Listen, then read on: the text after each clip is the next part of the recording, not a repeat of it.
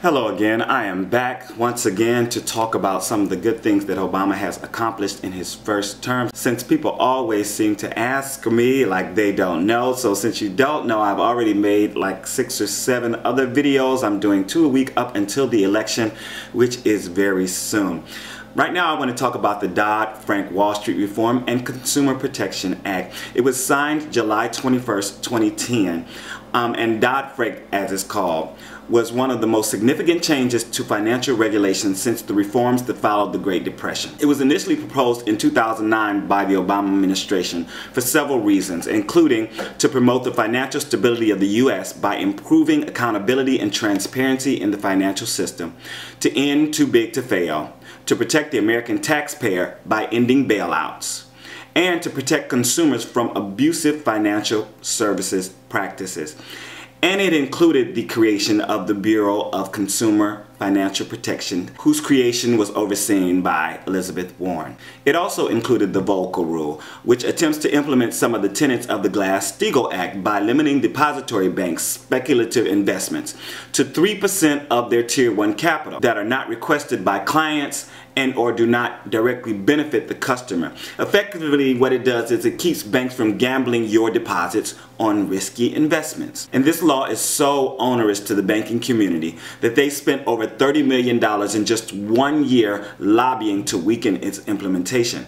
And Congress hasn't appropriated the necessary monies to the Securities and Exchange Commission to effectively enforce parts of the law that are already in effect, while Senate Republicans continue to block confirmation of directors and commissioners for many of the new agencies created under the law. Now, you ask me, has this president been working on reform? Yes, I think he has been working on reform, but he can't do it alone. This law was passed along party lines before the Democrats lost the majority in Congress. But once the Republicans took over the majority, what they have done is blocked many of the things that need to be implemented in order to make this law strong and to make sure that the banks are following the rules that are set out in the legislation.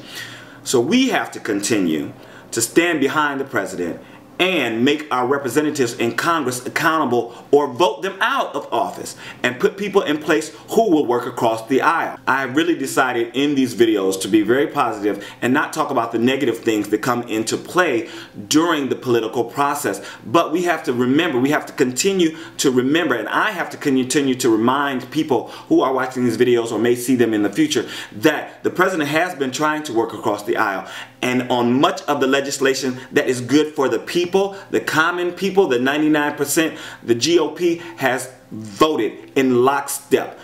Almost every single one of them, almost every single good bill or law, they have voted against the president. Does that make sense to you? That they would just vote along party lines? And the Democrats don't do the same thing. The Democrats vote how they want to vote. And there might be 2-3 dozen Democrats that don't vote for a bill, you know, or a dozen that don't vote for a bill that the president is supporting. And it's not a big problem. But if the GOP does the same thing, if the senators or the representatives in the GOP do that, then they get castigated. And many of them have ended up either deciding to leave politics or to switch parties, because we have had people switch parties. And I don't think that is how a democracy is supposed to work.